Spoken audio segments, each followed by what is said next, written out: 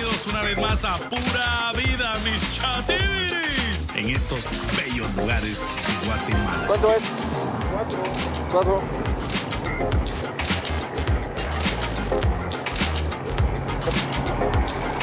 Gracias, señor.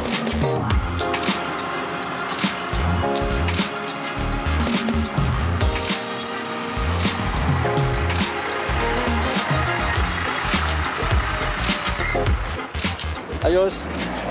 Hola amigos, ravi de vous retrouver. Cette semaine, je vous emmène découvrir une destination de plus en plus prisée en Amérique centrale. Il s'agit du Guatemala. 5 fois plus petit que la France. Il faut savoir que le Guatemala offre pourtant une grande diversité de paysages et également une grande richesse culturelle, notamment avec la civilisation maya. Vous allez être surpris par ce voyage, je suis sûr qu'il va vous plaire. Soyez donc les bienvenus au pays du café et du quetzal, hein, l'emblème du pays, le serpent à plumes. Bienvenidos, bienvenue dans mes échappées belles.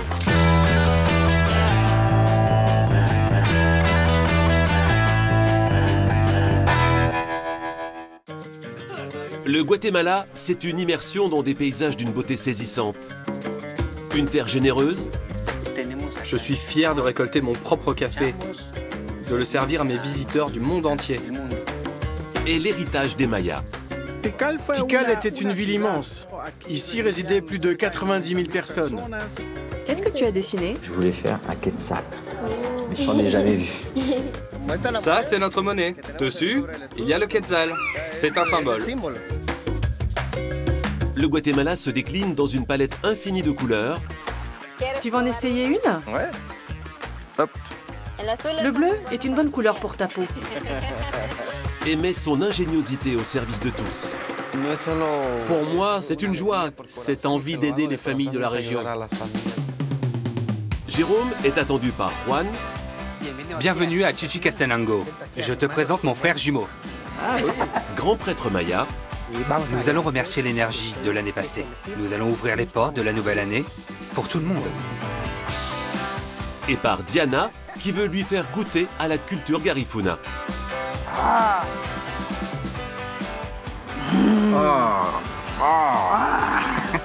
Delicioso.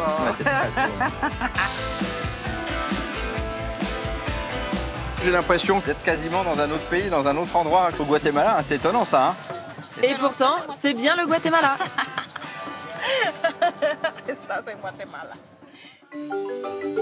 Le voyage de Jérôme commence sur les hauteurs d'Antigua.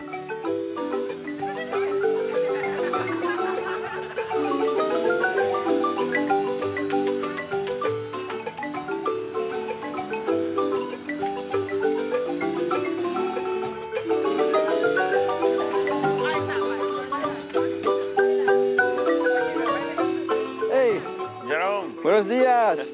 Ça va? Bienvenue au Guatemala. Merci. Bienvenue à Antigua. Ah, je suis content d'être là. Mais dis donc, en plus, tu me fais un accueil tout en musique. Là, il y a un groupe qui joue là-bas. Oui, le marimba, l'instrument national. D'accord. Moi, je comprends pourquoi tu as choisi ce lieu, hein, pour qu'on se rencontre. Hein. On découvre Antigua d'un coup d'œil, là, c'est génial. C'est une des premières villes organisées d'Amérique, avec son tracé quadrillé, avec ses rues et ses avenues qui vont du nord au sud, d'est en ouest.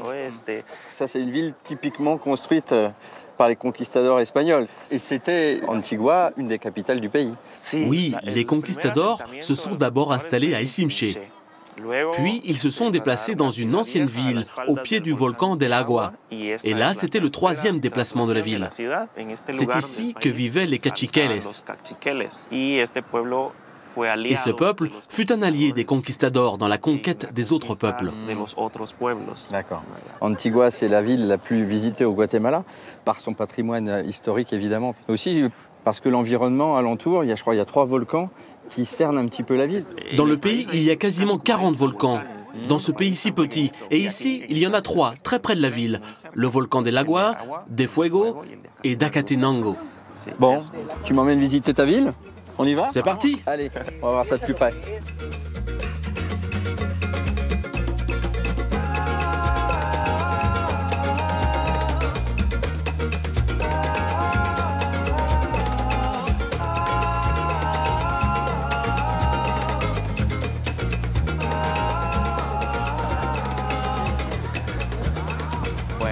Ça, c'est l'arche de Santa Catalina. Cette arche est devenue un symbole de la ville. D'accord. La petite histoire raconte que de ce côté-ci se trouvait le couvent de Santa Catalina, où vivaient les religieuses. Elles travaillaient de l'autre côté. Et puisqu'elles avaient fait vœu de rester cloîtrées, elles devaient aller d'un côté à l'autre de la rue sans être vues. Mais en étant cachées.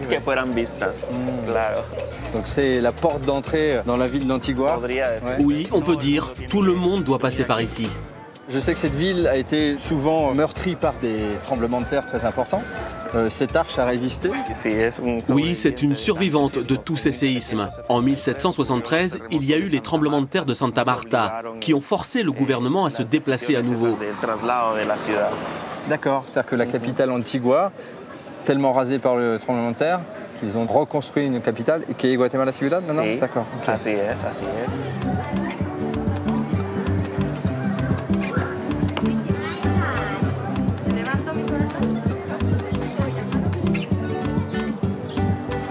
On préparer des chars.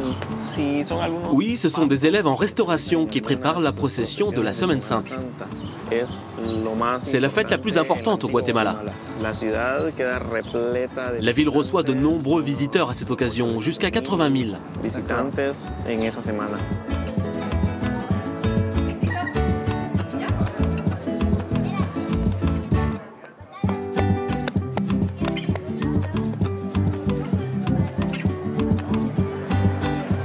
Jérôme, es-tu fatigué par ton voyage? Ça va, un peu, oui, mais bon. Tu veux boire un café? Ah oui, pour te réveiller un peu? Ah oui, une des spécialités du pays comme le café. Oui, le Guatemala produit du café vraiment excellent. Ça va? Si, ça va? Super. Perfecto. Bonjour. Un allongé ou un expresso? Espresso. Et pour moi un allongé, de votre meilleur café.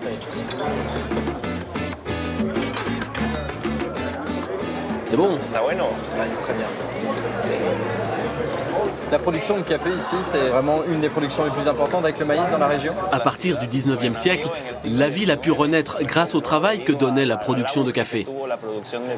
D'accord. Donc ça ne réveille pas que les hommes, que les humains, ça réveille aussi les villes.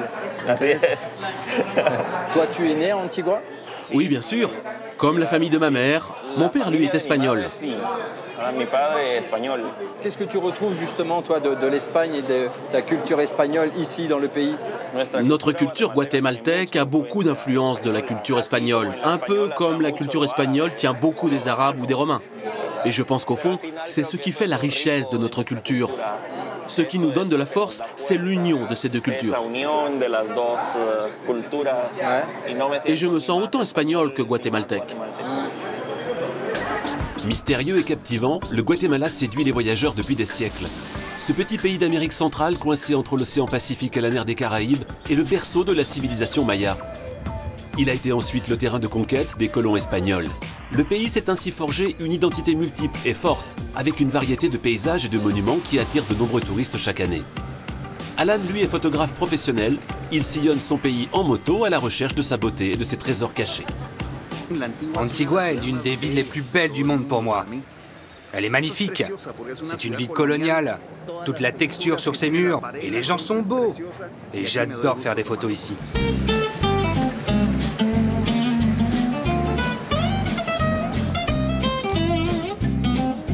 Je suis né au Guatemala et j'ai grandi sur cette terre. Et je l'aime. Je pense qu'avec mon travail, j'ai une grande responsabilité. Car j'ai envie de montrer tout le bien que nous avons ici. Je me dis qu'un pays qu'on ne photographie pas, le monde ne le connaît pas. Et j'ai l'opportunité, avec les photos et les livres du Guatemala que je fais, de nous faire connaître au monde. Quand on parle du Guatemala, on l'associe parfois à la violence. Évidemment, il y en a comme dans tous les autres pays. Mais nous avons aussi des merveilles. Nous sommes au cœur de la civilisation maya. Et quand on montre ces merveilles, les gens ont envie de venir.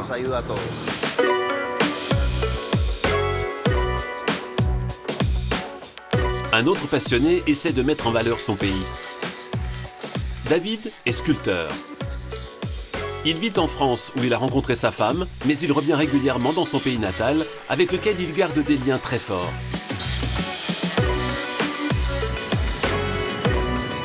C'est le pays qui m'appelle à retourner à travailler ici. C'est une espèce d'énergie qu'on trouve qu'au Guatemala. c'est carnal, c'est presque une énergie tribale, c'est ancestral, c'est une énergie très forte. Hein. Tout est en effervescence. Ça, pour un artiste en train de créer, on sent cette énergie dans notre pied et ça ressort un peu partout. Hein.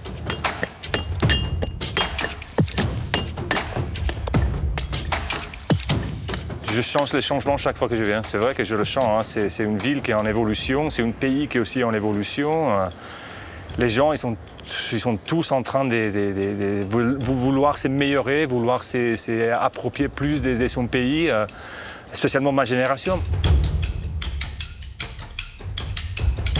L'œuvre de David est à l'image de son histoire et de ses deux pays de cœur, la France et le Guatemala. Les marbres, ils viennent de la France. Ils viennent des Languedoc. Et cette pièce, je l'ai travaillée ici. Comme ça, c'est le mélange entre les deux choses. Je ramenais cette pierre de la France au Guatemala, mais c'est l'inspiration guatémaltaise qui est sortie de là. Hein.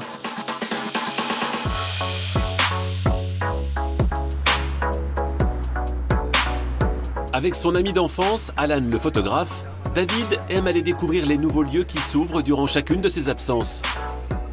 Plein d'énergie, le Guatemala offre aujourd'hui un nouveau visage qui ne laisse personne indifférent.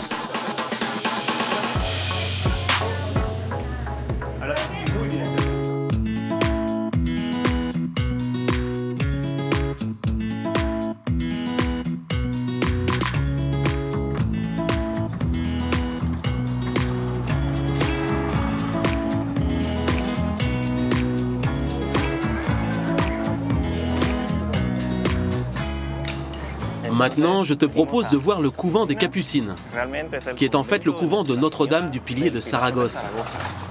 Saragosse, comme la ville espagnole.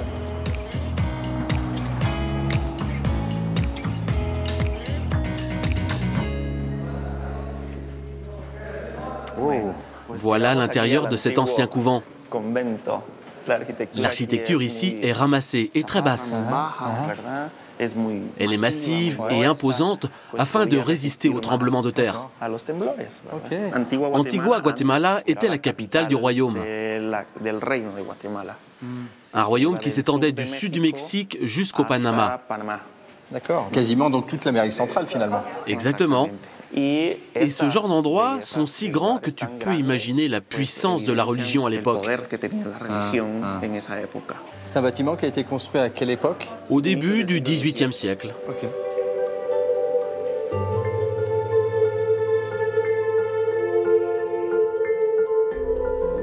Et ce patio est vraiment particulier parce qu'il est circulaire. C'est le seul en Amérique. Okay. C'est ici qu'était l'infirmerie du couvent. Est-ce que toi, tu as travaillé à la restauration de ce couvent? Non, mais dans beaucoup d'autres endroits, comme le Palais Royal, la cathédrale. Ah, c'est vrai, tu as travaillé sur la cathédrale? On peut y aller si tu veux. Ah ouais, j'aimerais bien. Ah ouais, bien sûr. Ah ouais, elle est réputée, cette cathédrale.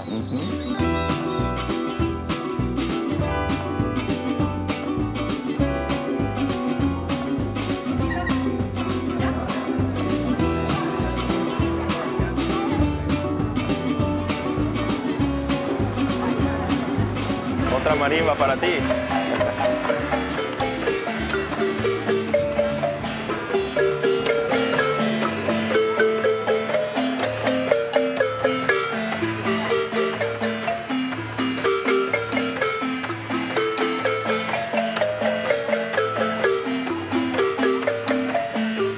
C'est une chance pour toi quand même, en tant qu'architecte, d'avoir grandi dans une ville comme celle-ci qui propose autant de monuments, autant de jolis édifices. Oui, c'est sûr que c'est lié à ma vocation. Cette ville, avec tous ses monuments, m'a donné cette sensibilité alors que j'étais enfant. Et donc, pour ne pas les voir disparaître, tu t'occupes à les restaurer, à les faire revivre. Oui, pour qu'ils perdurent dans le temps. Et ainsi, beaucoup de gens pourront en profiter, et surtout les générations futures.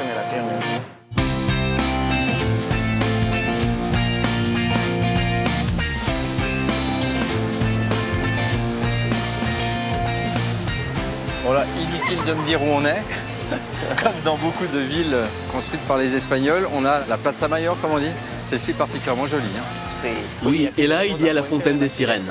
C'est assez osé de mettre des femmes seins nus Face à l'église quand même. Hein. Oui, c'est la photo typique.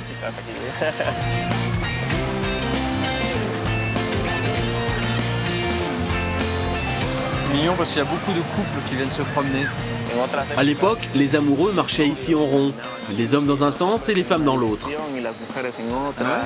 Ils se rencontraient et se suivaient. C'était comme un rituel pour les amoureux.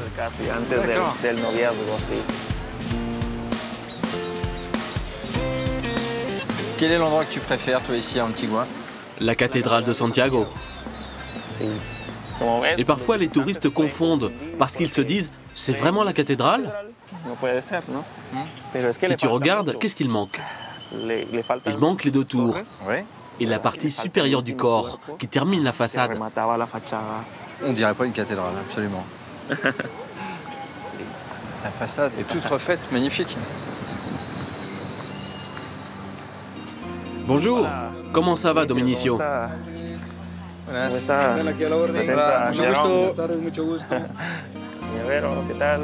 Ah, ben voilà, c'est un lieu incroyable. Hein.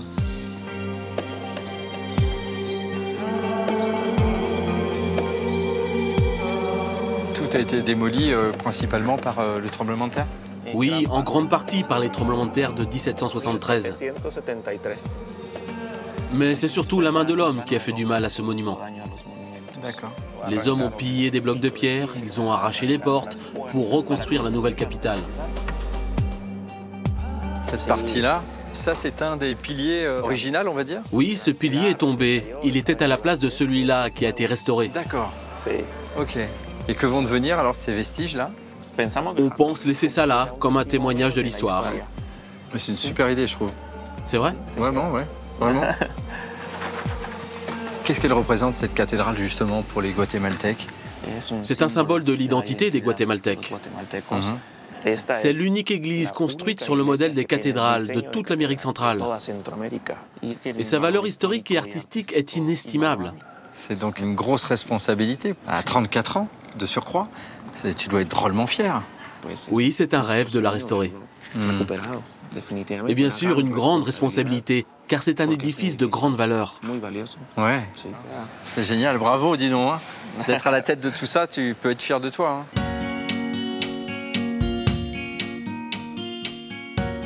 Regarde ça.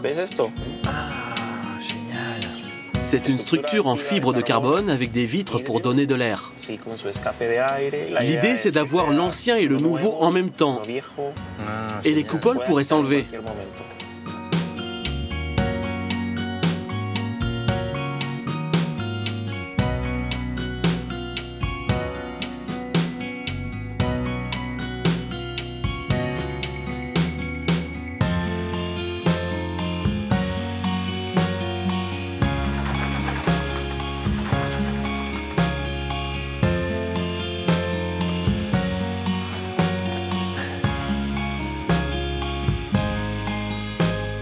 Tu es croyant, toi?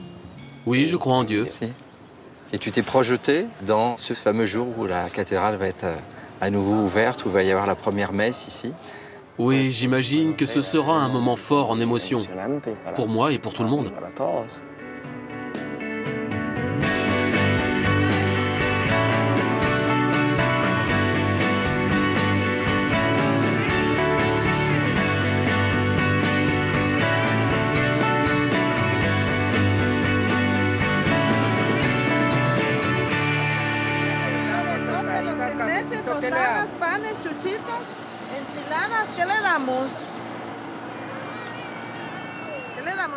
Jérôme, tu as faim? Ouais. Tu veux manger ici? C'est de la nourriture typique. Ouais, d'accord, ça marche. Bonjour, qu'est-ce que vous avez? On a des tostaritas, des enchilidas et des chuchitos. Et est-ce que vous avez de l'atoll? C'est quoi atoll? C'est une boisson à base de maïs. Voilà pour toi. D'accord, donc du maïs. C'est l'ingrédient de base ici, hein, au Guatemala. Salut. Salut. Allez, on va goûter ça. C'est très sucré. Qu'est-ce que t'en penses? C'est bon? Je pense que tu prends ça le matin, tu tiens la journée entière, hein, parce qu'au niveau des calories, là... Salut. Je te remercie de m'avoir fait découvrir ta ville avec beaucoup de privilèges, parce que j'ai quand même la chance de rentrer dans les endroits, de voir des parties, notamment à la cathédrale, qui sont absolument incroyables. Ouais, je sais que j'ai beaucoup de chance. J'espère que tu reviendras voir le résultat. À la cathédrale de Trabarro. Vamos.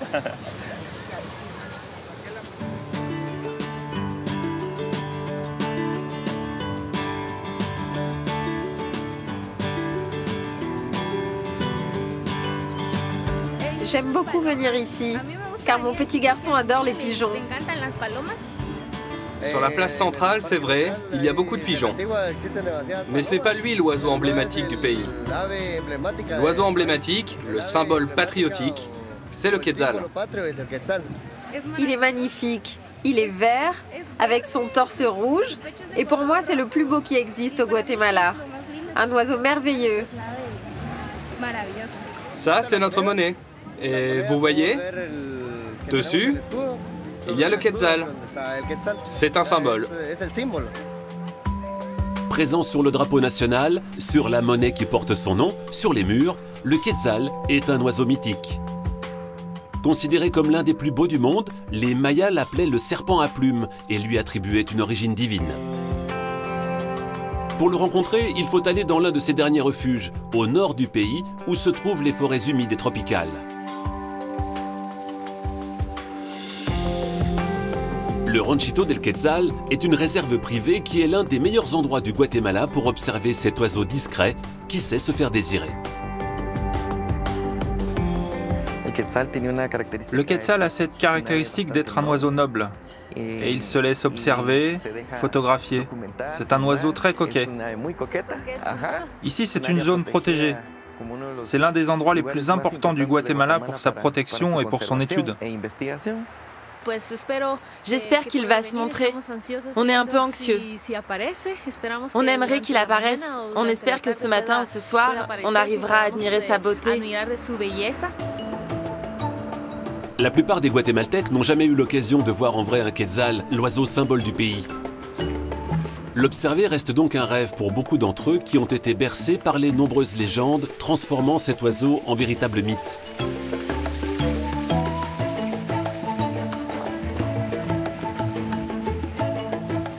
Selmi. On vient juste de voir la femelle du quetzal. Et c'est probable que le mâle ne doit pas être très loin. C'est soit un couple, soit c'est un groupe de quetzal qui est là, dans cette zone.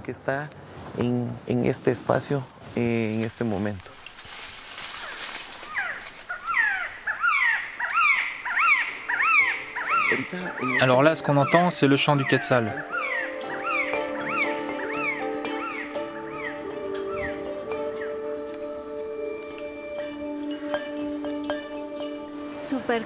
Je suis très contente. Quelle chance! C'est la deuxième fois que j'ai la chance de voir un quetzal. Et c'est l'un des plus beaux cadeaux que j'ai eu cette année.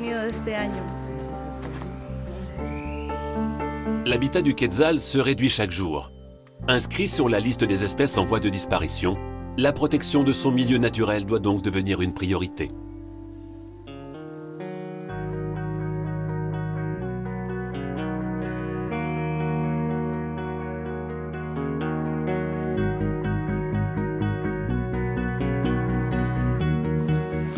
Buenos Sakeo. Bonjour, comment vas-tu? Bienvenue. Tu veux que je t'aide? Ouais, avec plaisir, merci. Prêt pour la visite de ma plantation de café? Ouais. Descends. J'ai hâte. Et de le goûter aussi, hein? Ah, bien sûr. Je profitais là en t'attendant du lever du jour sur le lac, c'est magnifique, hein? Avec les volcans au fond, là, c'est sublime. Est-ce que tu peux m'expliquer, Sakeo, quelles sont les origines ici du lac Atitlan? Avant, il y avait un grand volcan. Et avec le temps, ce volcan s'est effondré et ça a créé un grand bassin qu'aujourd'hui on connaît sous le nom de lac Atitlan. On dit que c'est le plus beau lac du monde. Pour quelle raison, toi, tu penses qu'on dit ça? Parce qu'en plus d'avoir les 3 volcans, et au-delà du fait que le lac soit très propre, c'est un écrin où la majorité de la population maya a conservé sa langue, ses coutumes, ses traditions, ses religions. C'est une grande richesse. Tout est très authentique, très ancestral, ce que nous avons ici autour du lac, et particulièrement dans mon village de San Juan La Laguna.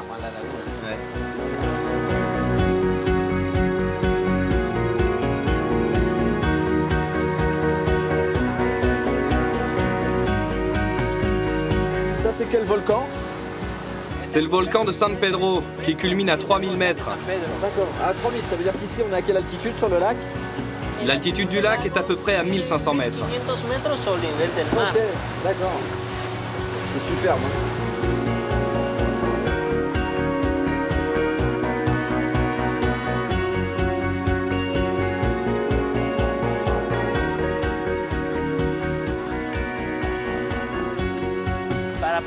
Pour aller d'un endroit à l'autre, il faut prendre un cayuco.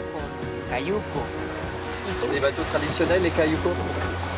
Oui, c'est le moyen de transport traditionnel, mais aujourd'hui, il sert aussi beaucoup pour la pêche.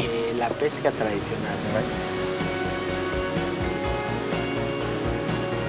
Voilà, on est arrivé à l'embarcadère.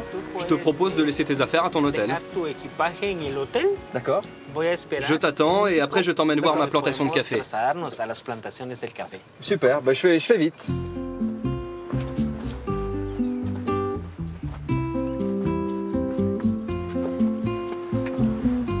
Voilà, buenos días. Bonjour, entrez. Je m'appelle Angela. Angela, Jérôme, merci de votre accueil.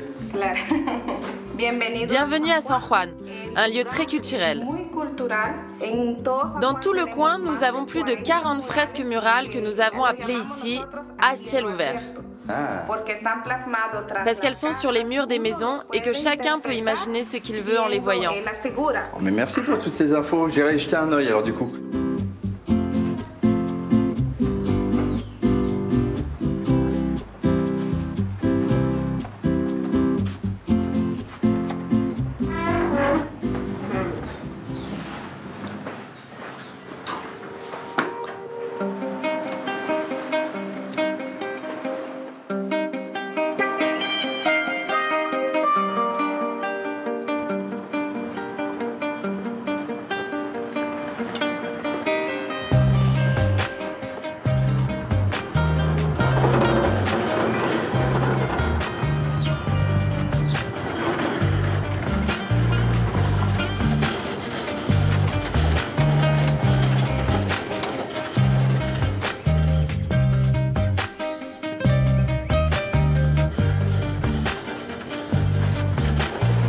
Dans le village et dans les plantations alentours, ce sont que des plantations de petits producteurs comme toi? Oui, toutes les parcelles que tu vois ici appartiennent aux familles de San Juan. À San Juan, la majorité de la population, c'est des petits producteurs. Ouais.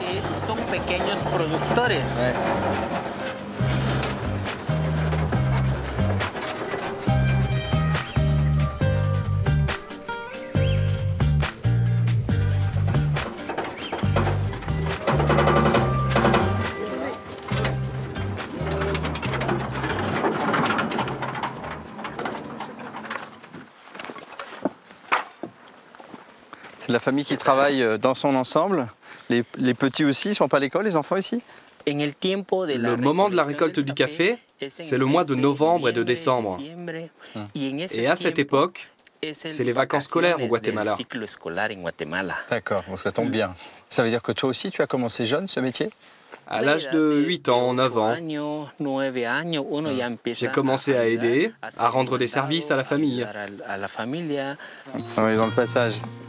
Hola. Buenos días. ¿Qué tal? Va.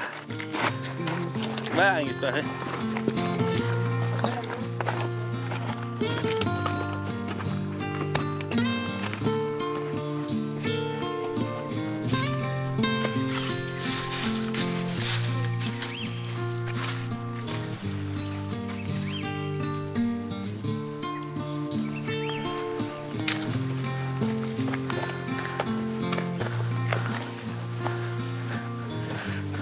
C'est joli, hein, ta plantation.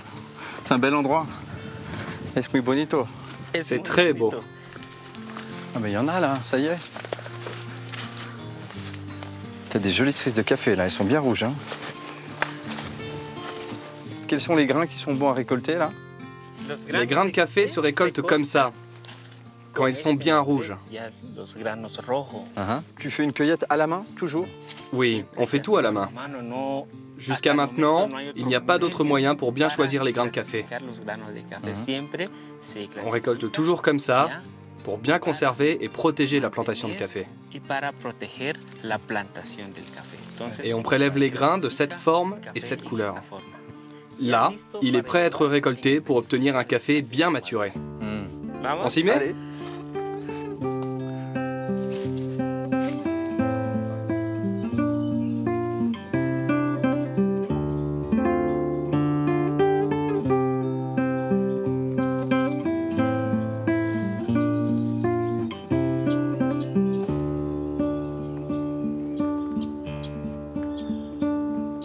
Sakio, dis-moi de quoi tu es le plus fier? Je suis fier de récolter mon propre café, de le transformer et pour finir, de le servir à mes visiteurs du monde entier.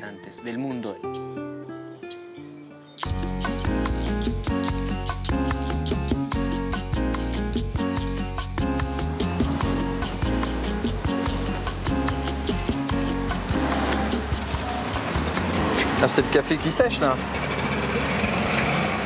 Et combien de temps il faut pour que ton café soit bien sec comme ça? Il faut à peu près 7 à 8 jours pour qu'il soit bien sec.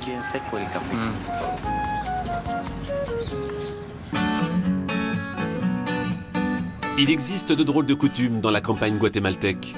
Certaines sont très récentes et n'existent nulle part ailleurs. Notamment ce sport étrange où il faut pédaler sans pour autant avancer. Il s'agit en fait d'une activité qui peut faciliter grandement la vie de ces villageois. Avant, pour remplir le baril, c'était mon mari qui sortait l'eau le matin avant d'aller travailler. Et maintenant, je le fais moi. C'est mieux qu'avant. Ça nous aide beaucoup, cette pompe. L'inventeur de ce vélo-pompe à eau, c'est Carlos. Il visite régulièrement les communautés où il a installé ces étranges machines. Bonjour, ça va? Je voulais voir s'il fallait réviser un peu la pompe. On va regarder. Avec cette machine à pédales, on peut sortir 15 litres d'eau par minute. C'est ici, à Saint-Andrés de Itzapa, que tout a commencé. Carlos est le propriétaire d'un magasin de vélos pas comme les autres. Il accumule, stocke et empile des vélos en mauvais état. Mais après être passé entre ses mains expertes, ces vélos en fin de vie vont retrouver une seconde jeunesse. Dans cette zone, ce sont des vélos que nous envoie des États-Unis l'association des vélos et pas des bombes. Et ce qu'on fait, c'est qu'on répare ceux qui sont en meilleur état. Et avec les autres, on récupère les châssis, on récupère toutes les pièces que l'on recycle ensuite pour faire nos propres vélos-machines. Les bicimaquinas, les machines à pédales, sont le cœur du projet de Carlos, qu'il développe depuis plus de 20 ans dans sa petite entreprise familiale. Salut, ça roule? Ça va. T'as commencé la machine? On va regarder si ça peut fonctionner.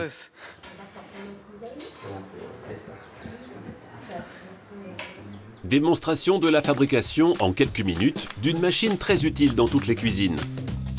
Ici, avec le propulseur. Et là, l'autre propulseur qu'on va fabriquer maintenant.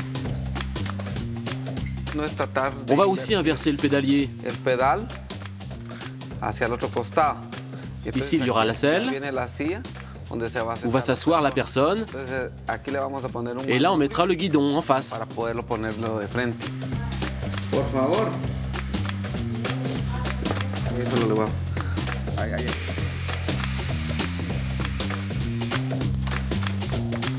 Que esta no tiene aire también, va. Ahorita vamos a ver.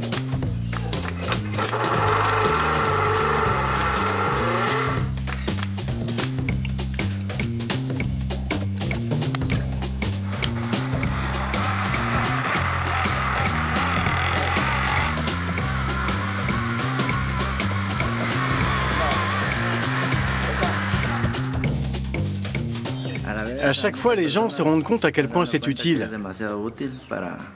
Pour les endroits du pays où il n'y a pas d'électricité, et c'est formidable. Moi, je suis fier de ça. Ça fait plusieurs années que je travaille avec Carlos et je suis vraiment enchanté. L'idée avec ces machines, c'est de pallier au manque d'électricité dans le pays tout en simplifiant les tâches quotidiennes. Et aujourd'hui, il existe plus de 20 modèles tout aussi simples les uns que les autres. Par exemple, le secret de ces machines, c'est de simplement pédaler. Regardez ça, en seulement quelques secondes.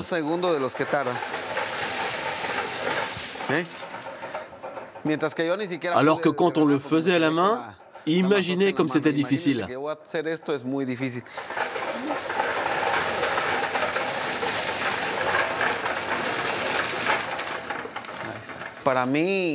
Pour moi, ce n'est pas seulement une satisfaction.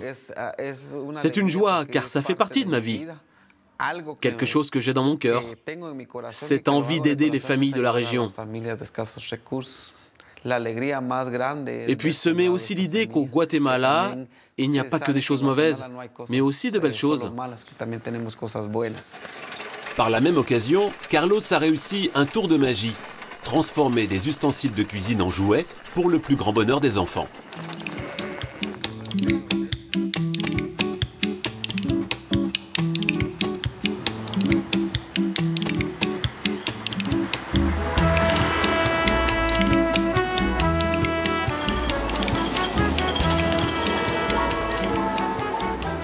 Il y a une école? Oui, l'école, et à côté la mairie. Les enfants chanter.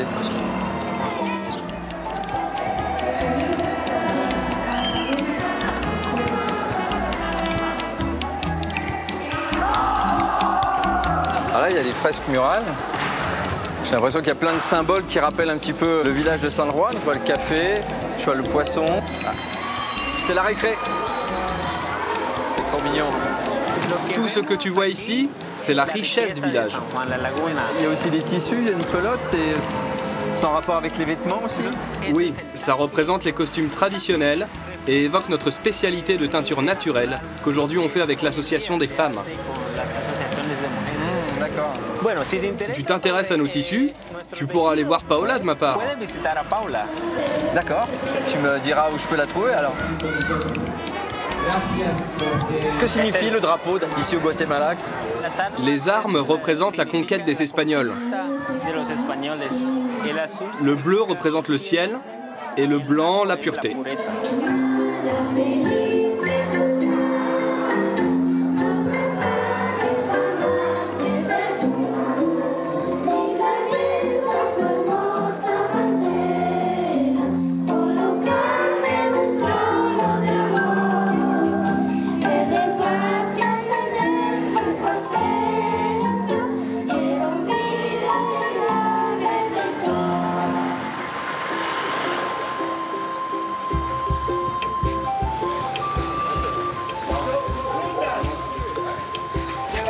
San Juan, c'est un village qui est quand même très visité. Le tourisme est comment ici? Les gens qui viennent ont envie de partager avec les habitants. C'est un tourisme équitable. L'argent du tourisme aide la communauté à vivre.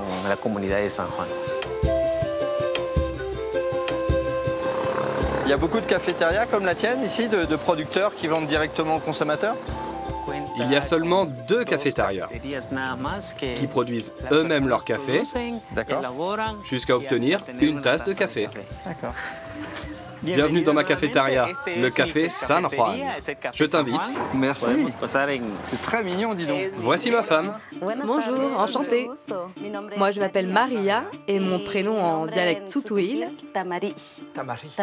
C'est Voilà, bonne prononciation. Merci, ça sent bon le café quand on rentre ici. La torréfaction, tu l'as fait ici? Ouais, ici, d'accord. Alors moi, je suis pas un grand spécialiste, mais j'aime bien les cafés forts et torréfiés. On peut préparer selon le goût du client. Grillé, moyennement fort, fort ou très fort.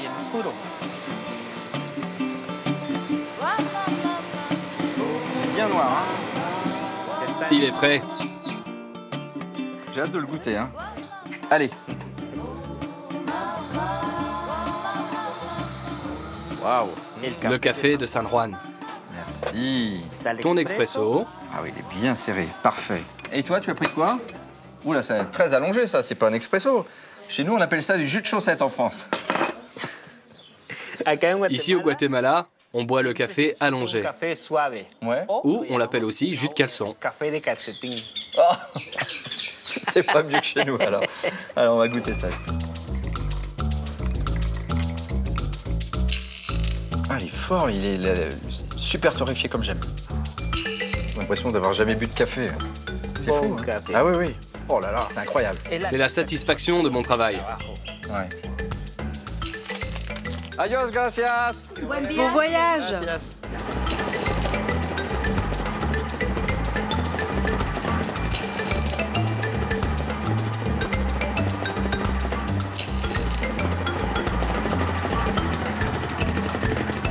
Muy bien. Muchas gracias. Adios. Adios, amigo. Ah si, c'est là. Hola. Je cherche Paola. C'est moi, Paola. Mucho gusto. Enchantée. Ça me fait plaisir que tu nous rendes visite.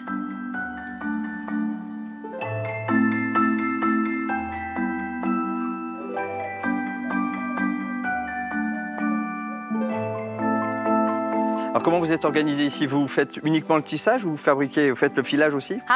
Oui, ici on fait tout d'abord le filage du coton, la teinture végétale de l'autre côté et pour finir, le tissage. Je vais t'expliquer comment ça se passe. D'accord. Tous ces cotons, ce sont des cotons que vous récoltez ici? Oui, dans la forêt.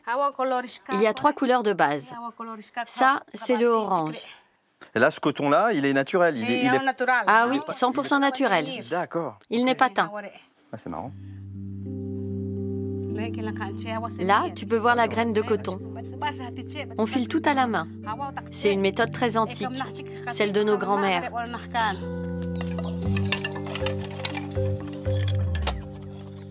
Le blanc, on peut le teindre. Il absorbe facilement les couleurs. Là, avec cette plante, je peux obtenir 3 couleurs. Le rose, le bleu indigo ou le gris. Et à chaque fois que vous voulez une couleur, vous changez d'ingrédient? Oui, chacune des couleurs correspond à une plante. Bien sûr. On peut mettre les branches des arbres aussi. Donc tout est 100% naturel. Et fait à la main et 100% naturel. Ça sent bon, on en mangerait presque. Hein. Là, pour l'instant, c'est clair. Mais si tu le laisses un peu plus de temps, 20 à 30 minutes de plus, il va prendre une superbe couleur bleu foncé.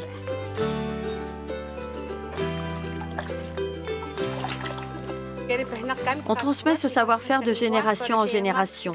Moi, je l'ai transmis à mes filles pour que ça ne se perde pas. Comme ça, si je meurs, mes filles pourront continuer la transmission. Tiens, d'ailleurs, là-bas, voici ma fille Marie-Noémie, à qui j'ai tout appris. Bon, ben, je vous remercie de m'avoir accordé un petit peu de temps. Je vais aller à la boutique pour aller acheter des tissus, en ramener en souvenir. Et en tout cas, bravo pour ce que vous faites. Et je pense que vous pouvez être très fiers de vous, vraiment. Merci beaucoup. Muchas gracias et bon courage. Adios. Buenas tardes. Bienvenue. Merci. Comme tu peux voir, nous avons un grand choix, comme des châles, des écharpes, des couvertures. Voilà. Comment on fait toutes ces couleurs, par exemple? Là, celle-ci, c'est du citron. Je crois que c'est de l'oignon. C'est écrit là, regarde. Et le rose, par exemple? Ça, c'est de l'hibiscus. L'orange? Du bois d'érythrina qu'on utilise pendant les cérémonies mayas pour prédire l'avenir. Formidable quand même d'arriver à faire tout ça avec des produits naturels, avec des choses qui sortent de la terre. Bon, ben, je vais quand même acheter quelques souvenirs maintenant que je sais. Je mets un visage derrière chaque morceau de tissu presque. Alors. Le bleu est une bonne couleur pour ta peau. Gracias. Tu vas en essayer une? Ouais. Hop. Très sympa. Ok, j'aime bien. Combien de temps il faut pour faire une écharpe comme celle-ci? Un peu plus d'une semaine, une dizaine de jours.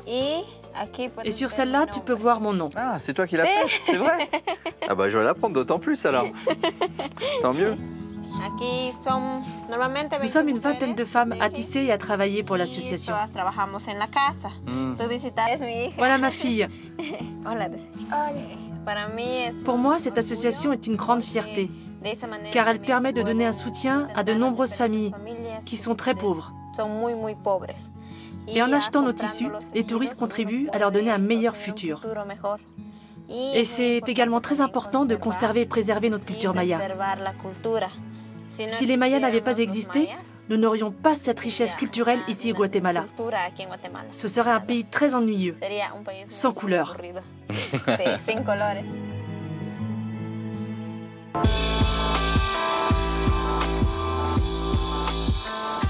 Le Guatemala est indissociable de son histoire maya, et les vestiges de ce long passé résident dans les nombreux sites archéologiques que l'on rencontre à travers tout le pays.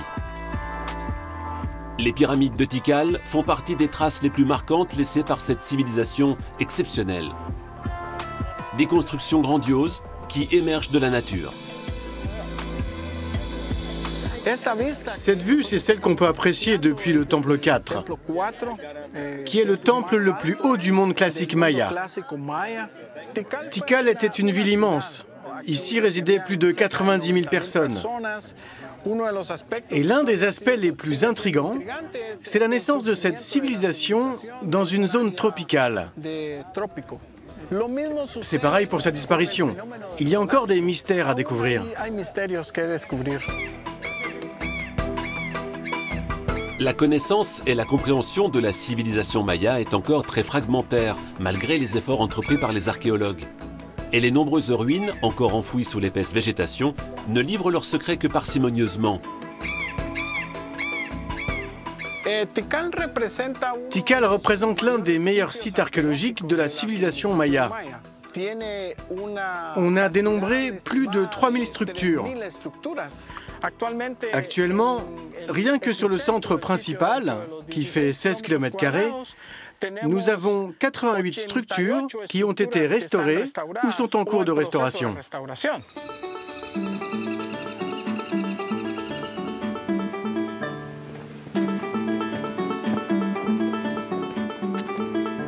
Si les jardiniers de Tikal doivent lutter chaque jour contre la végétation tropicale envahissante, le site archéologique de Camilnayuyu ne connaît pas ce souci. Il n'est pas situé en zone tropicale, mais dans la grande agglomération de Guatemala City. Malgré son environnement urbain, cet endroit recèle bien des trésors dont Barbara Arroyo, archéologue, est la gardienne. Nous allons entrer dans l'acropole, qui est le lieu le plus élevé du site où habitaient les gouvernants, les gens les plus importants, l'élite. Tous les sites archéologiques connus du Guatemala renferment encore de nombreux trésors enfouis. Tous les jours, à force de persévérance, de nouveaux indices sortent de terre et viennent nous éclairer un peu plus sur cette civilisation dont le monde ne savait presque rien il y a à peine 200 ans.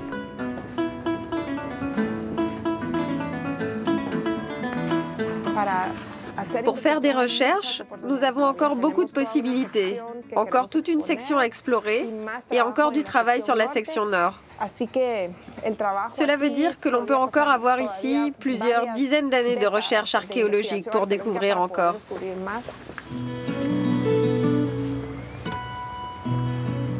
Passionnée par son travail, Barbara dirige aussi une importante unité de recherche sur le monde maya. Bonjour, comment vous allez? Ah, tu travailles sur les couleurs? Oui, c'est ça. Sur le vase? T'as vu, il est vraiment usé celui-là. Actuellement, nous sommes dans le laboratoire de recherche archéologique, dans lequel nous ramenons tous les objets et les fragments que nous trouvons durant les fouilles. Le travail que nous faisons ici est très minutieux, très délicat. Et vous savez, le travail archéologique, ce n'est pas seulement de découvrir de grandes choses.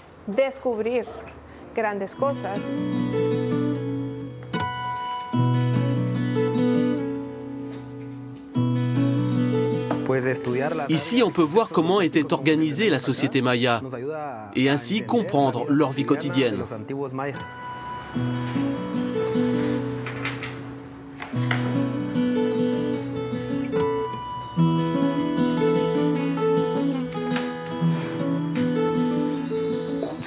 On peut voir qu'à l'époque, il y avait une grande variété de faune à Camilnayuyu, Comme des singes, des cervidés, des jaguars bien sûr. Ici, j'analyse les figurines. Je suis spécialisé sur celles d'animaux.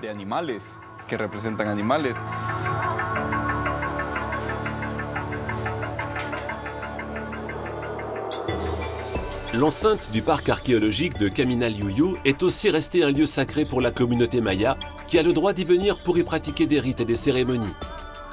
Une façon de lier le passé au présent et de perpétuer l'âme maya du Guatemala.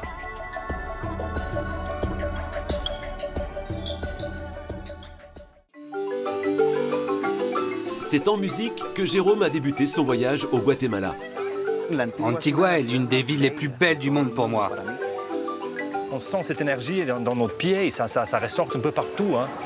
Jérôme, es-tu fatigué par ton voyage? Il a rencontré Osmine. C'est assez osé hein, de mettre des femmes seins nus face à l'église quand même. Hein. Oui, c'est la photo typique. L'architecte qui rêve de restaurer la cathédrale Santiago. C'est une structure en fibre de carbone avec des vitres pour donner de l'air. L'idée, c'est d'avoir l'ancien et le nouveau en même temps. Entre deux cafés, il est fort, il est super torréfié comme j'aime. Ici, on boit le café allongé, ou on l'appelle aussi jus de caleçon. Jérôme va découvrir la culture Garifuna avec la pétillante Diana.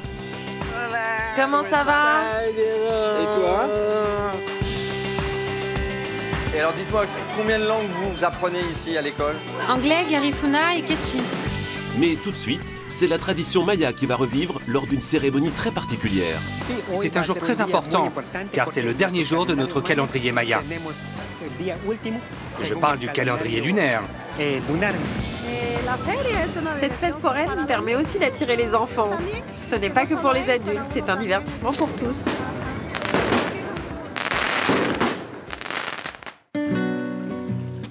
C'est dans le village de Chichicastenango que Juan, à la fois artiste et prêtre maya, va initier notre voyageur.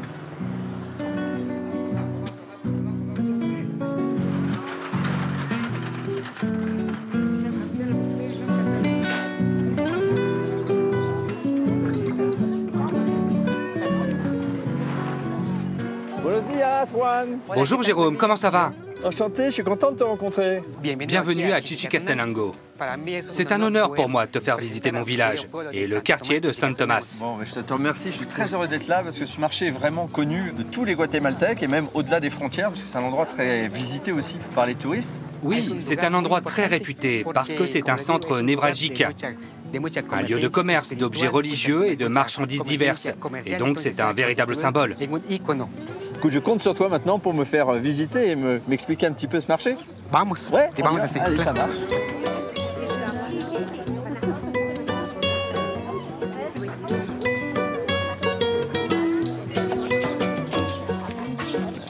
C'est embouteillé ici. Dis-moi, Juan, depuis combien de temps il existe ce marché de Chichicastenango? Il est grand comme ça depuis la conquête des Espagnols. Mais même avant, c'était déjà un haut lieu de commerce. Aujourd'hui, c'est un des plus grands marchés ici à l'altiplano guatémaltèque.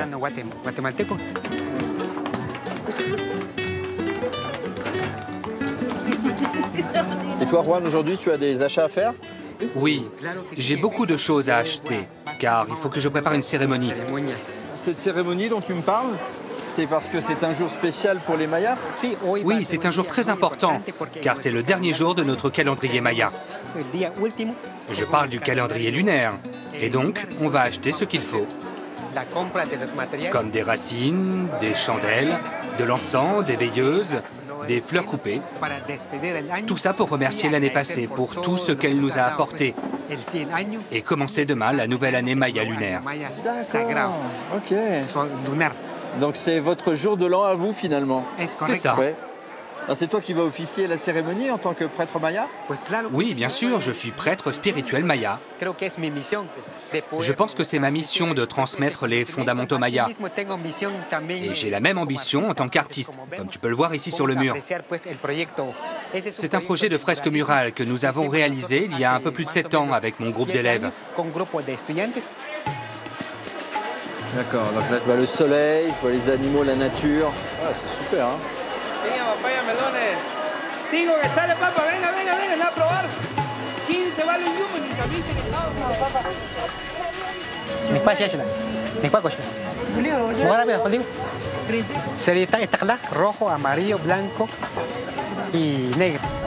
Tu as parlé au jeune homme dans la langue d'ici, c'est du Quinché? Oui, on parle la langue maya quiché. Au départ, je ne parlais pas espagnol. C'est seulement après l'école primaire que j'ai appris l'espagnol.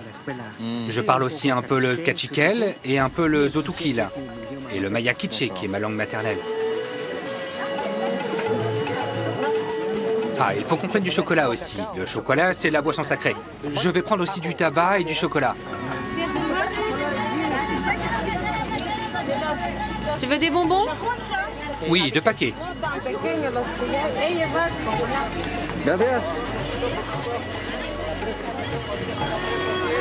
Attention, c'est lourd. On sent ça va. Ça nous plonge déjà dans une atmosphère différente.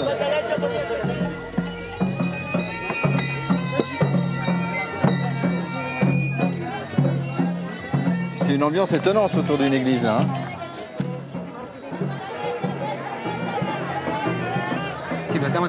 Tu peux voir que cet escalier a 18 marches. C'est le symbole des 18 mois du calendrier solaire. Ah, les 18 mois de 20 jours. Oui, c'est ça. La raison, c'est qu'avant la conquête espagnole, cette église était un temple religieux très important. C'était le temple du soleil. Et à l'arrivée des Espagnols, en 1540, les 2 croyances se sont mélangées. Et c'est de là qu'a commencé le syncrétisme religieux. Finalement, il reste une partie de votre lieu de culte, là le lieu de culte catholique, et le syncrétisme, c'est-à-dire ce mélange entre vos 2 croyances, se concrétise là avec les gens qui prient devant nous. Chichicastenango, c'est vraiment le lieu où les habitants se réunissent pour faire leurs offrandes, leurs prières, leurs chants.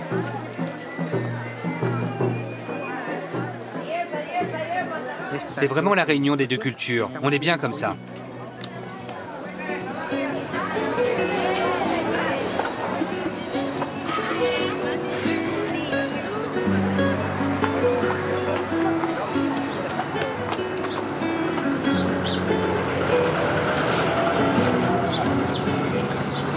Nous voilà arrivés à la galerie. Ah, d'accord. Notre atelier d'art maya. Allez, monte, passe devant. Merci, c'est gentil.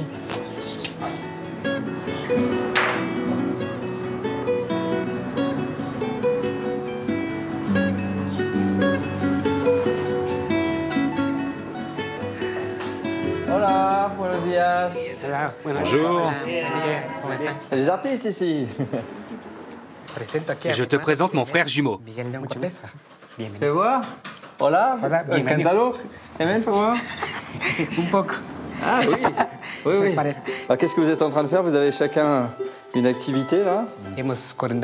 On a beaucoup d'ateliers de dessin avec des enfants, des jeunes, et on essaie d'enseigner nos racines. On mélange art et spiritualité. Bon, bah, je vais vous faire une œuvre maya. Faites une petite place. Merci.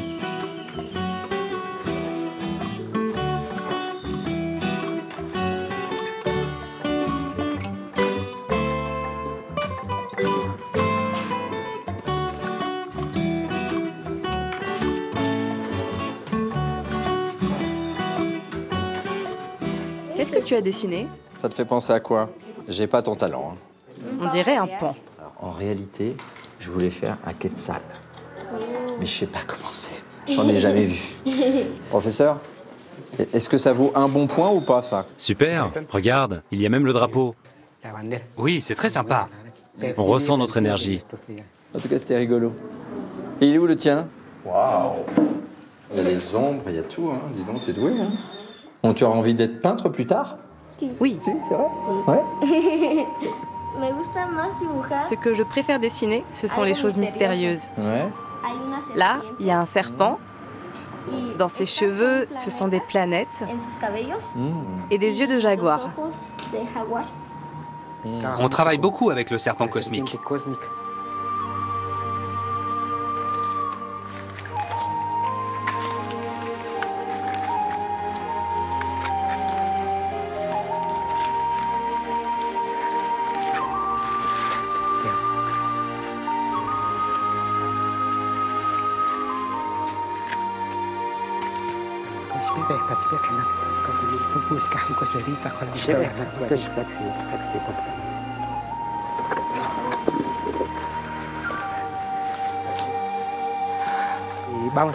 Nous allons remercier l'énergie de l'année passée. Nous allons ouvrir les portes de la nouvelle année, pour moi, pour vous, pour la famille, pour la société, pour tout le monde. Merci au ciel, merci la terre, merci l'eau, merci le feu. Toi, tu peux méditer et transmettre ton énergie. Merci de m'y accueillir en tout cas.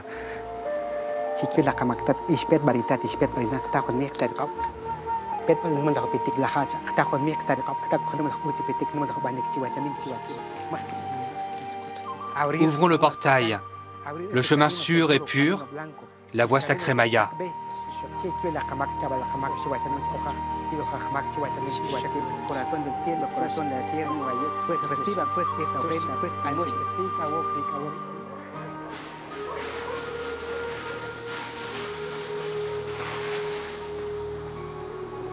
Cuatro puntos cardinales en este momento. También en el corazón de nuestros cristianos agradecemos a 3 veces por este espacio. Merci beaucoup. C'était un moment vraiment très sincère, très fort. Ce que j'aime aussi, c'est qu'il y a beaucoup de retenue dans vos incantations, dans vos prières. Et il y a en même temps énormément d'intensité et beaucoup de sincérité surtout. C'est très émouvant, vraiment. Tu vas pouvoir transmettre le message et faire connaître ça à tous ceux qui ne peuvent pas venir au Guatemala. Muchas gracias por esto. Merci. Gracias. Merci beaucoup.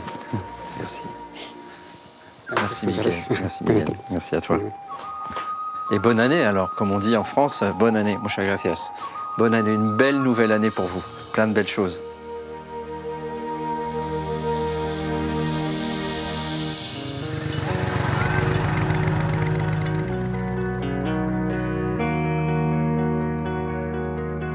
Les hauts plateaux des régions montagneuses des Cuchumatanes, à plus de 3000 mètres d'altitude, sont habités par plusieurs ethnies indiennes descendant directement des Mayas. Dans le village de Chiabal, les familles se réunissent pour un événement un peu particulier, une fête chrétienne très importante pour les populations locales. Depuis la colonisation, ils sont pour la plupart convertis au catholicisme, même si leurs coutumes n'ont pas complètement disparu. Nous avons notre culture, nos traditions, comme par exemple nos vêtements, notre langue. Et ici, les traditions sont très fortes, pour les hommes, les femmes et les enfants. Et nos fêtes patronales sont très importantes aussi. Aujourd'hui, nous sommes le 2 février et nous célébrons Notre-Dame de la Chandeleur, la Vierge d'argent. Les fêtes patronales sont importantes pour nous, car la Vierge nous a donné la vie. Et nous la remercions avec le cœur. Nous la prions pour nous, pour nos animaux, notre santé, pour tout. Et pour moi, comme pour tout le monde, nous devons participer à ces fêtes, comme aujourd'hui. Tous vont se retrouver plus bas dans la vallée, dans la ville de Kiantla, où les pèlerins viennent honorer la Vierge d'argent. La religion catholique est très ancrée chez ces populations qui ont une grande dévotion pour la Vierge. Les fidèles affluent de partout pour lui rendre grâce, faire pénitence et demander sa bénédiction. Car la Vierge d'argent est réputée pour ses pouvoirs miraculeux de guérison. Les gens viennent en premier pour leur santé, mais aussi pour la remercier, car beaucoup de personnes ont leurs enfants aux États-Unis, par exemple. Et pour que tout se passe bien pour eux et qu'ils aient une meilleure vie. Qu'elle les protège, où qu'ils soient. Pour leur peine, mais aussi pour leur joie, on vient remercier notre Sainte Mère ici.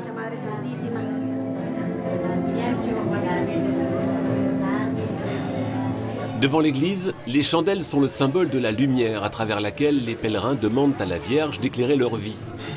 Une coutume respectée ici avec beaucoup de ferveur. Nous venons ici chaque année pour cette fête. Nous venons de San José. Ça nous fait 6 bonnes heures de trajet pour arriver jusqu'ici et demander la bénédiction. Et une partie de la famille qui n'a pas pu venir nous a aussi donné des bougies et nous a demandé de les allumer à sa place.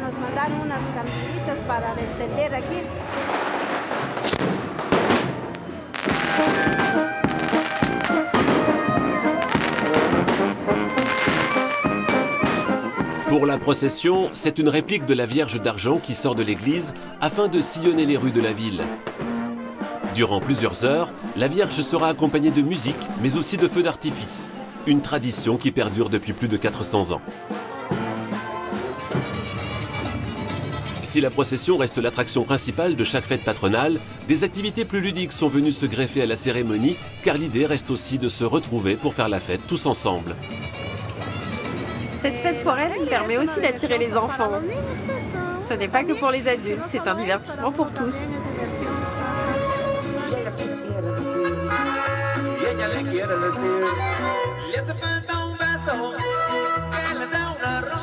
Au départ exclusivement religieuses, les fêtes patronales sont devenues aujourd'hui de grands rassemblements populaires entre foires et fêtes foraines.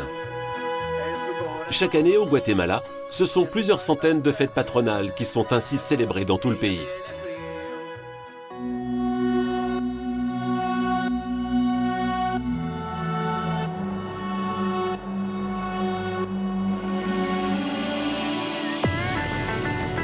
Damas y caballeros, buenos días, les saluda el primer oficial de la cabina de mando.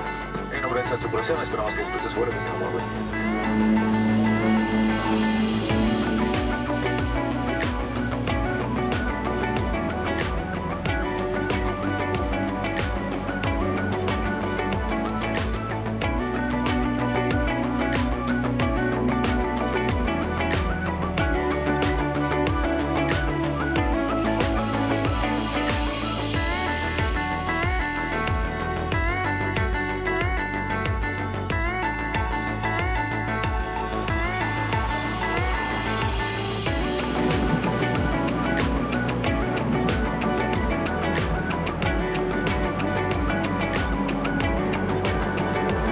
C'est impressionnant tous ces pélicans là.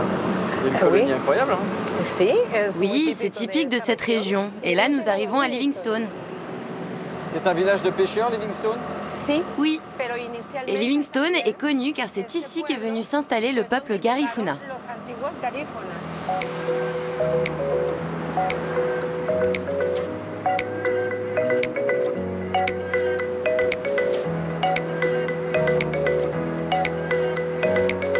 C'est très mignon, hein. C'est Livingstone, toute cette partie-là. C'est une région intéressante car elle est très différente. C'est très sauvage, toute la partie qu'on a traversée là. Bienvenue au paradis. Merci.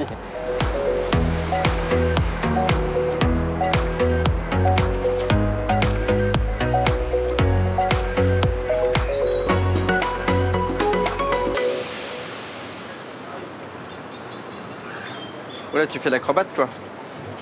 Hola, señor. Estoy buscando a los tres Garifunas, el restaurante. Les trois Garifunas, c'est là-bas, juste un peu plus loin. Ok, muchas gracias.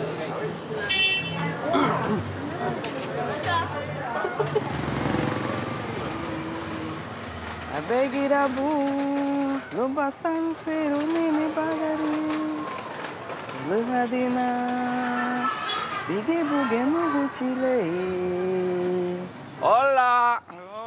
Buenos días, Diana. Hola. Comment ça va? Et toi? Tu es magnifique. Très bien, merci. Que guapa. Bienvenue à Livingstone. Merci. Ah, tu sais que de l'autre côté de la ville, on t'entend chanter. Ah oui? Je chante seulement le matin. Je n'ai une belle voix que le matin. Bon, je suis en tout cas très heureux de pouvoir découvrir la communauté Garifuna. Je vois d'ailleurs que sur ton petit écriteau là-bas, il y a marqué « Fier d'être Garifuna et de préserver notre culture ». La culture Garifuna prend ses origines à Saint-Vincent, dans les îles Vierges des Caraïbes. Et nous avons dû fuir vers la côte atlantique du Honduras, mais aussi vers le Belize, le Guatemala et le Nicaragua. D'accord. Mais nous sommes toujours comme une nation. Bon, tu vas me faire découvrir ta communauté et puis ta culture surtout, c'est ça qui m'intéresse. On y va? Sois le bienvenu pour connaître ma culture. Et merci de la partager avec moi.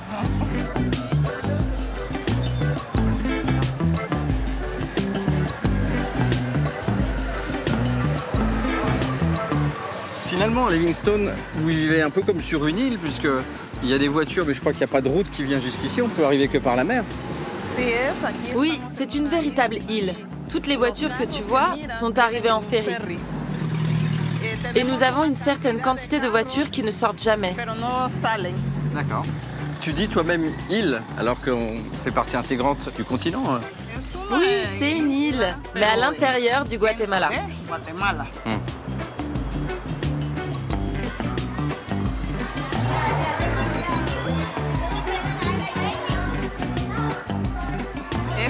Voilà l'école des filles.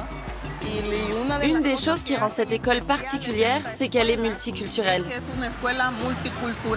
Ouais. On y retrouve les 4 communautés qui cohabitent ici à Livingstone. Les communautés Garifuna, Maya, Quechí et Ladina. D'accord.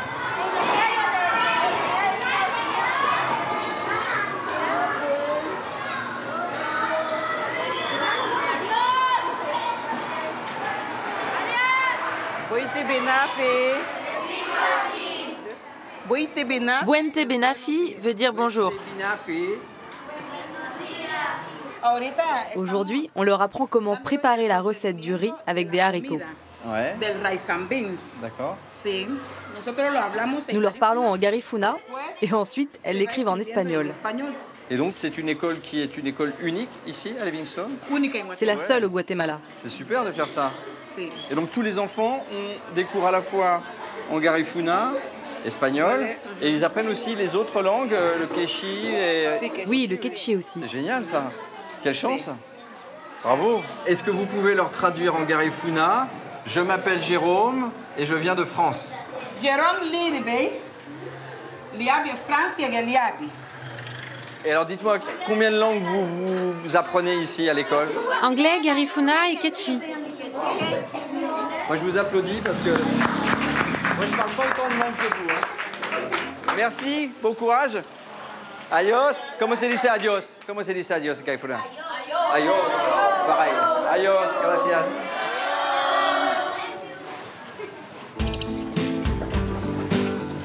Il existe d'autres trésors à Livingstone. Il faut prendre le bateau pour rejoindre la rivière à quelques encablures de la ville. C'est une association, Funda Eco, qui a la gestion de cette zone protégée. Pour défendre la nature et les coutumes locales, ces équipes se rendent sur place régulièrement pour visiter les communautés indiennes isolées qui y vivent. La rivière Sarstoun, frontière naturelle avec le pays voisin, le Belize, est bordée d'une épaisse mangrove où se cachent 2 petits villages, Laguna Grande et Laguna Creek. Fundaeco est conscient qu'il y a plus de 20 communautés dans la zone protégée. Principalement, ce sont des communautés Maya Quechí. Et nous essayons de trouver des accords avec les communautés pour le développement d'activités aussi bien agricoles que traditionnelles et ancestrales, mais qui pourraient se passer dans le respect des nouvelles lois qui réglementent la zone protégée. Et là, nous allons aller à Laguna Grande, qui est d'ailleurs le centre de la zone protégée.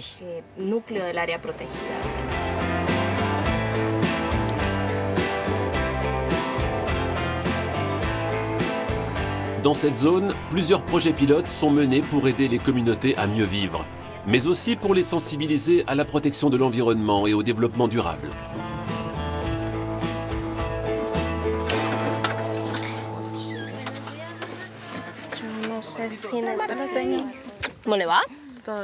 Et l'une des premières grandes réussites de cette collaboration entre l'association et les communautés indiennes, c'est la boulangerie communautaire, gérée par un collectif de femmes. Bonjour, comment ça va? Bien, entrez, entrez. Qu'est-ce que vous préparez aujourd'hui? Nous faisons du pain de coco. Pour nous, les femmes, avec ce petit revenu, nous sommes indépendantes de nos maris. On a toujours un peu besoin d'argent. Nous sommes toutes mères de famille et il y a aussi des veuves. Et tout l'argent que nous récoltons avec la boulangerie, nous le répartissons. Mais nous gardons toujours aussi une réserve de côté. Ça aide vraiment toutes les familles. Et cela montre aussi que les femmes peuvent travailler tout comme les hommes.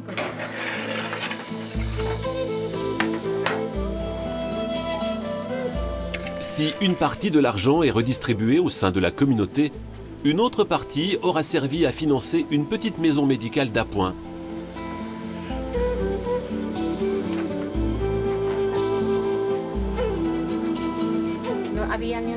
Nous n'avions pas de clinique ici.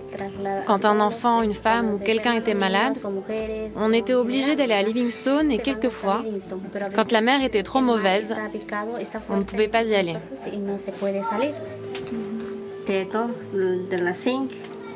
Nous sommes ouverts de 5 h du matin à 6 h du soir. On se relaie à 2. Mais s'il y a une urgence, de toute façon, on habite juste là, à côté.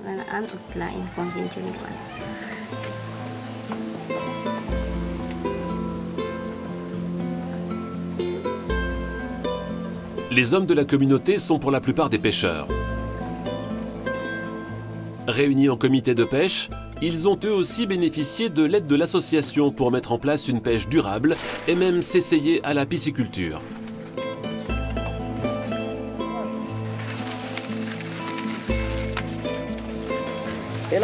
Ça, c'est les muraras que l'on élève dans notre projet. C'est un projet important car il nous donne une alternative économique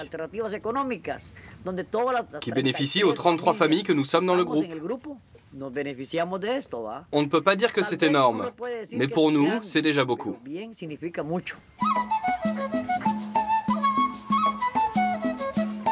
Dernier aspect du projet, Fundaeco prépare aussi les communautés au tourisme solidaire. Un écolodge de quelques chambres seulement, ainsi qu'un restaurant communautaire devrait bientôt être prêt à accueillir les premiers visiteurs. Suzy, la responsable du programme, est venue tester aujourd'hui la qualité de l'accueil. Je crois en ce projet d'écotourisme pour cette zone. Ça fonctionne déjà. Sinon, on ne serait pas ici. Et cela va générer des revenus pour les femmes qui travaillent dans cette communauté. Nous avons l'opportunité de leur montrer qu'une aire protégée est nécessaire et que quand les visiteurs viennent, ils peuvent aussi se rendre compte que l'on peut vivre avec la nature sans avoir besoin de la détruire. Et quoi de plus qu'une balade en kayak, une baignade dans les eaux cristallines de nos rivières qui sont dans la zone protégée, ou pêcher un poisson dans cet endroit, et pourquoi pas savourer ce plat. C'est délicieux. Il faut venir le goûter.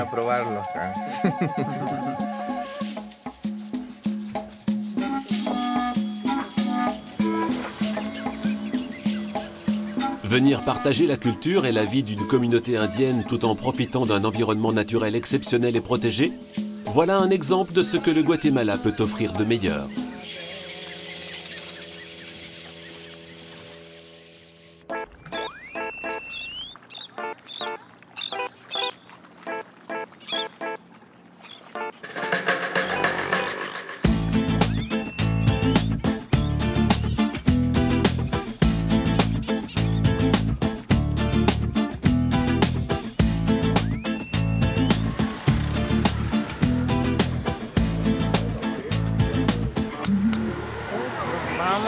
On va aller faire quelques courses. C'est très élégant. Hein. Alors dis-moi Diana, qu'est-ce que tu vas devoir acheter au marché pour faire à manger? Bien, on a besoin de bananes plantains, de poissons, de la noix de coco, de la coriandre et le basilic, l'ingrédient secret de ma grand-mère. Ah bah c'est plus un secret si tu me le dis alors. C'était le secret de ma grand-mère.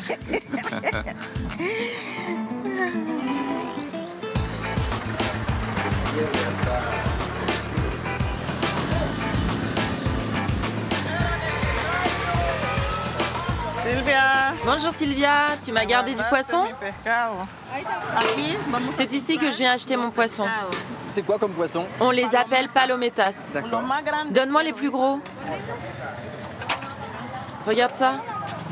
Même mon mari ne m'aide pas autant que ça. Hey. T'as vu, hein? C'est pour ça que tu as attendu que j'arrive pour faire les courses. Hein? Bonne journée, adios.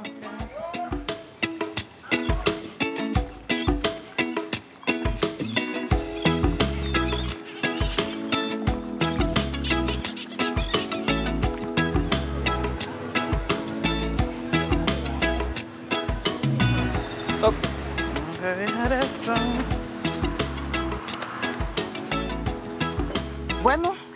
Bienvenue dans ma cuisine. On va préparer notre repas. On va commencer par écailler le poisson. Rappelle-moi le nom de ta recette. Ce plat s'appelle le machuca. C'est une recette traditionnelle garifuna qui se transmet de génération en génération.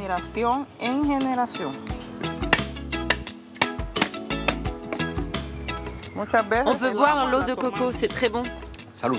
Santé. On met ça là. Ok, Jérôme, c'est du bon travail. J'aurai le droit de goûter le plat alors. T'es déjà fatigué? Non, non. Autrefois, on utilisait une râpe en bois incrustée de petites pierres. D'accord. J'en ai une ici. Aujourd'hui encore, ma mère utilise ce type de râpe. Et celui-ci a plus de 100 ans.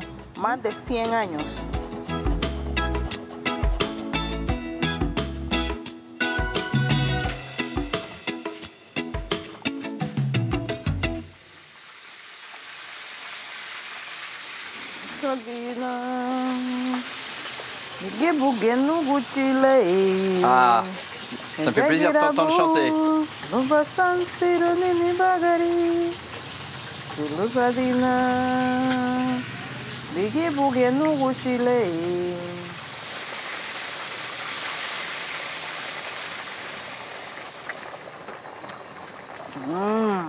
Que c'est bon! Ah! C'est pas ça. C'est bon. C'est bon? Ah, c'est. Il n'y a pas de raison qu'il n'y ait que toi qui goûte. Je vais faire même ta technique. Vas-y, mets une goutte. Gota. Ahí, ok.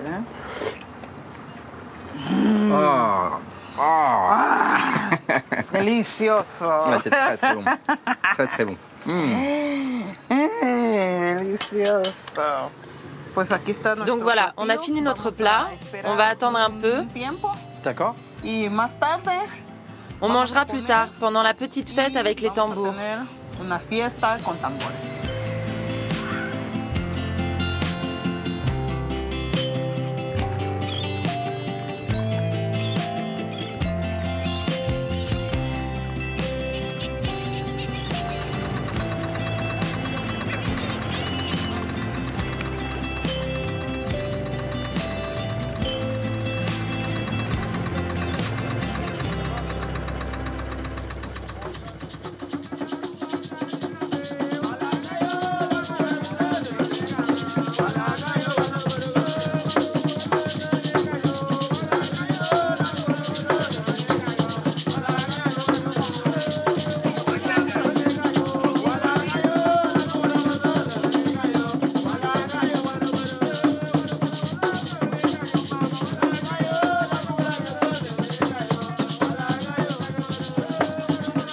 Ça, ce sont toutes tes spécialités et le machuca qui est là. Le machuca et d'autres plats typiques. Un petit moment que je salive quand même. Hein. On va quand même goûter ce poisson.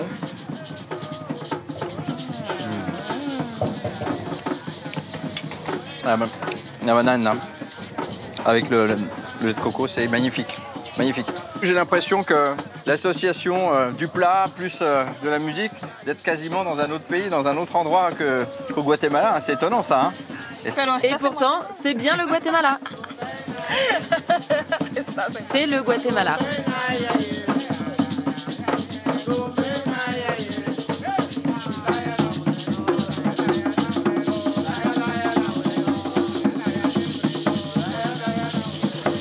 mon voyage guatémaltèque se termine au rythme de la musique Garifuna. D'ailleurs, je pense que cette communauté est assez symbolique du pays.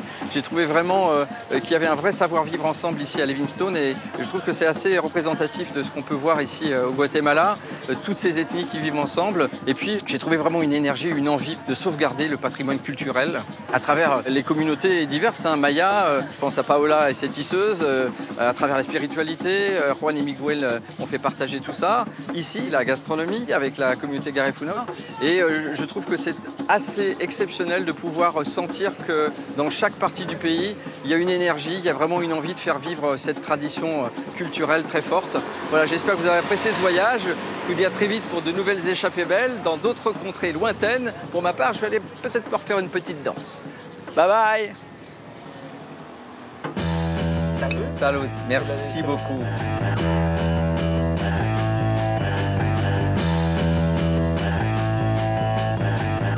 Salut.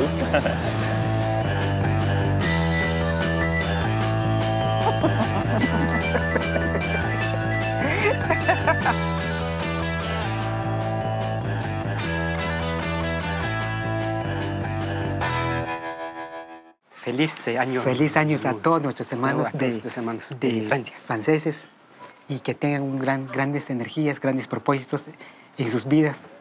Muchas gracias.